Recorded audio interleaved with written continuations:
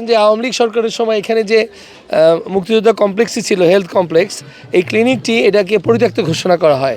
অথচ উদ্দেশ্যই ছিল এখানে যে মুক্তিযোদ্ধা এই হাসপাতালটি যুদ্ধাহত মুক্তিযোদ্ধা সহ এলাকাবাসীর উন্নয়নের জন্য শহীদ রাষ্ট্রপতি জিয়াউর রহমান এখানে উদ্বোধন করেছিলেন।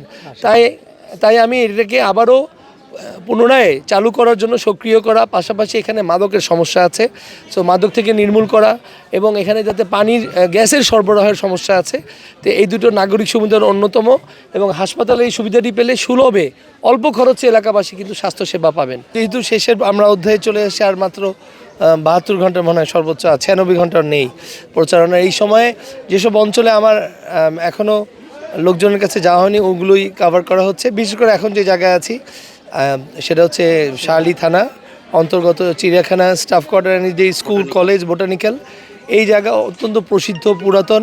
এখানে 1976 সালে শহীদ রাষ্ট্রপতি জিয়াউর রহমান ও আমার বাবা মরহুম এস এ খালেক সাহেব, তিনি তৎকালীন এমপি সংসদ সদস্য হন প্রথম, তো তিনি জিয়াউর রহমান সাহেবকে এই এলাকায় নিয়ে এসেছিলেন এবং মুক্তিযোদ্ধা জিয়াউর রহমান কমপ্লেক্স করা হয়। এমনকি এই স্কুলে আমার আব্বা সংসদ সদস্য হিসাবে প্রচুর অনুদান দিয়েছেন।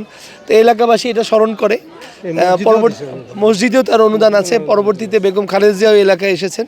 তো এলাকাবাসী সব কিছুই স্মরণ করে, শ্রদ্ধা ভরে, বিশেষ করে আমার বাবা এস এ খালেক সাহেব এই এলাকার উন্নয়নে অবদান রেখেছেন। উনি 5 বারের এমপি ছিলেন। তো আমি এখানে আগেও এসেছি।